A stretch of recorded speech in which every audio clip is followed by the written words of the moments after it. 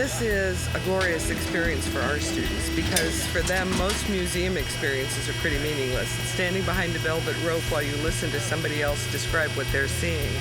In this instance, they're here, they're touching things, they're hands-on, and they're operating equipment like a flight simulator. That's a very unusual experience for them, and it gives them a much more meaningful sense of how things work and what they do and how it all fits together. My favorite part is driving the car. That's what I call that thing.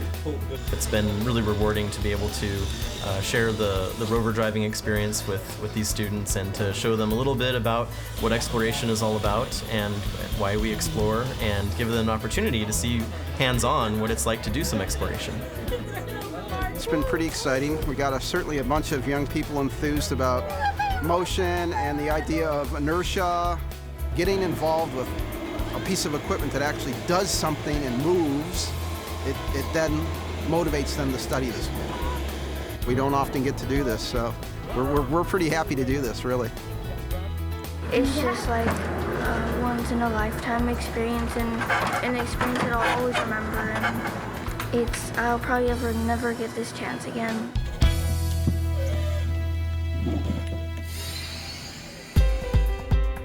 We're supposed to be reaching out to the community, whether it's national, international, local, and try to make sure that we reach out and inspire young people so they can understand what it takes, what is required in order to be able to explore the universe.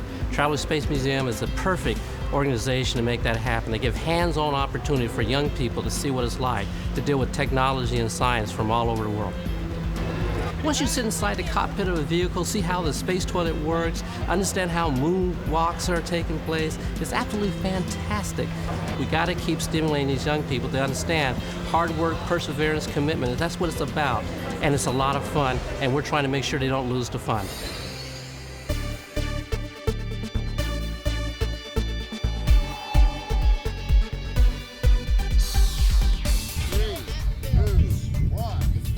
This is so great because the students can actually see what NASA is up to, hands-on, to actually have them, interact with you guys and to see the cool equipment is just so much more powerful than anything I can show them on the internet or in the book. Have you ever wanted to be an astronaut?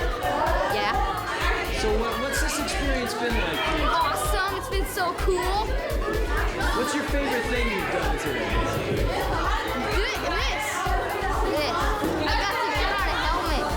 You could be anything and work at NASA. And it really appeals to kids that giving them an opportunity to say, hey, that possibly could be me. One kid asked for my autograph. I'm like, I'm not really like an astronaut. And he's like, I don't care. He's like, I want somebody's autograph from NASA. This is so cool. Our students do some hands-on labs in their science classes, for example. However, certainly getting to experience something on a scale like this is not something that they normally get to do. I just think it's a really great opportunity for our students, and I think that they will remember this as a great day at school.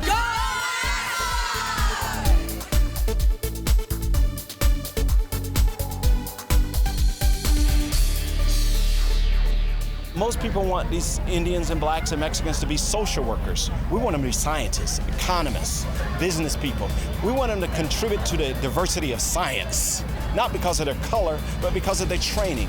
How many blacks, Mexicans, or Indians, or poor whites do you know who have PhDs in physics? That's what we want. That's diversity.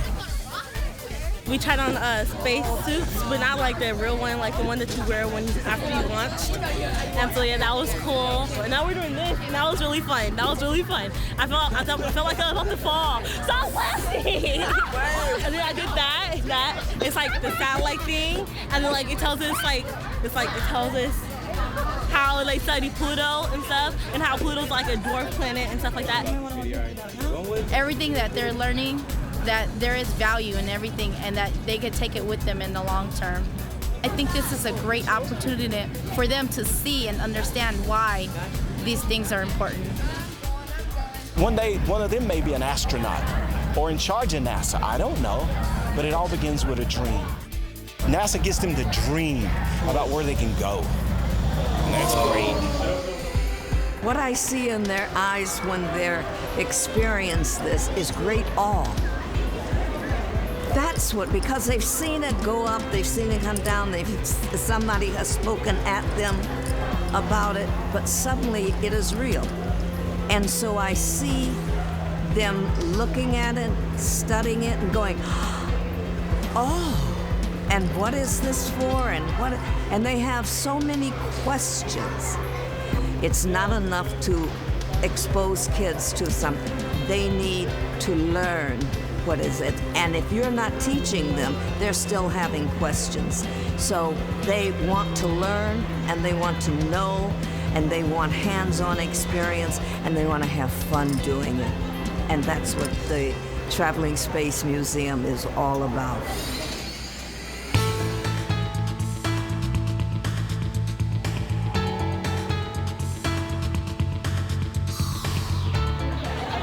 A lot of our kids have been talking about, well, what is NASA? What do they really do?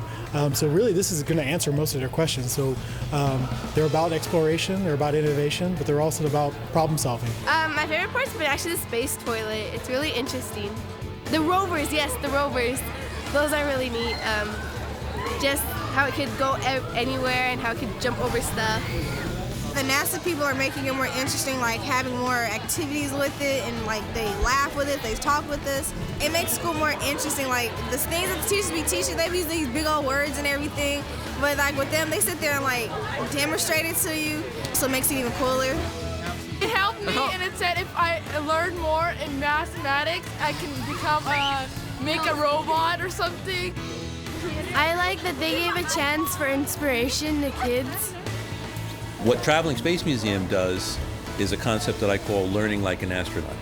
Astronauts learn by using simulators and having experts in front of them. And that's what we do for students. And by having NASA people involved in that, this is the epitome of what I've been trying to do for 12 years. This is the high point of my career as a space educator. It's been really great, and I'm seeing them have a really good time. And also they're learning some science, asking some good questions. So it's good. It's good. I'm looking forward to getting back in the classroom tomorrow and hopefully take some of that further.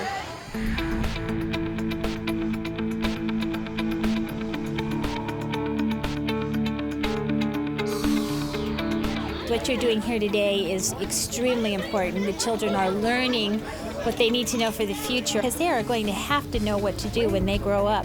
And this is the only way they're going to find out. So the more NASA is involved, the better. I like the moon boots because it makes you go really high. It goes to make you go in the sky. The Pluto probe has been in space for about 5 to 10 years or so, and it's only halfway to Pluto. Halfway. I learned that the rovers in space run off of solar panels, and they store power in the batteries overnight. The reason that we're doing this is to make sure that we actually continue to invest in science and technology within NASA and for the benefit of NASA. So as we reach out for kids, they're also reaching back to NASA in trying to provide benefit for the current agency as well as in the future when we need our science and engineers to continue the space program and the aeronautics programs. It makes their dreams kind of a little closer to reality. When I went to school here, it was during the Apollo times, during the 60s, and I remember going to the library and wanting to read the books about space. Here, these students are able to take it a step further and actually touch the rockets and see a hovercraft work, and just allows them to take that extra step toward making their dreams a reality.